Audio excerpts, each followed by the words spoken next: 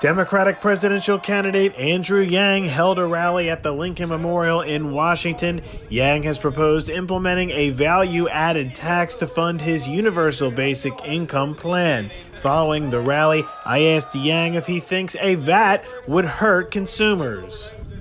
Baseline rate of the VAT that we're projecting is 10%, which would generate a bit over $800 billion in new revenue. Now, 10% would be the base rate, but we could exempt consumer staples that more Americans use every day and have a slightly higher rate on luxury goods that people at the top can afford a bit of a price increase on.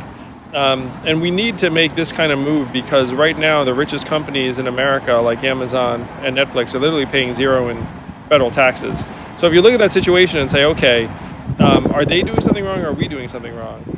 And then you look around the world and you find that every other advanced economy already has a value-added tax, generally at a much higher rate than the one I'm proposing. The average European value-added tax, for example, is 18 to 20%. So the reason why other countries have adopted a value-added tax is because it's much harder for even sophisticated companies to game their way out of paying taxes that are benefiting from your consumer market or your economy. State and local taxes would remain in place under Yang's plan. Despite this, Yang says he understands the concern about a VAT raising the cost of products. Well, most of those local and state taxes are in the hands of the municipality or the state. But keep in mind, in this proposal, every dollar from the VAT and then many other dollars would be going directly in the hands of American consumers.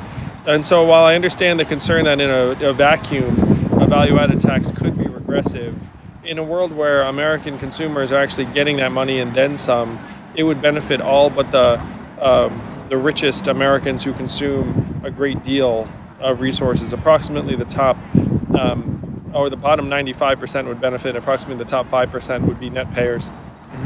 And you've also talked about Medicare for all, getting that put into place.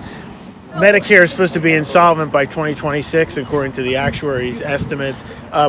How would you pay for Medicare for all if the current program, the existing program, could be insolvent by 2026?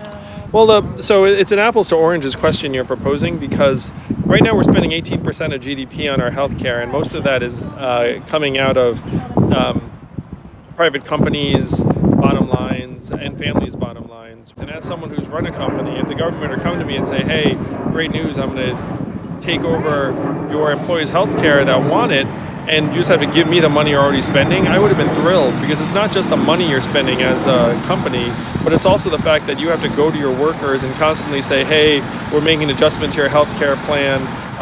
And then the workers have very strong feelings about different plans. And so you're like, oh man, like there's nothing I can do that makes you all happy because you're all in different situations. And so it puts these companies in very, very difficult situations. It's even worse than money. And so if you were to say to the companies, look, give us the money and then we'll take this healthcare off your hands, companies would be thrilled and we'd end up saving a lot of money because right now we have this vast industry of private insurance that's essentially this profit-taking middleman, which is why we're spending so much more than other countries in part. Reporting in Washington, I'm Nicholas Balassi.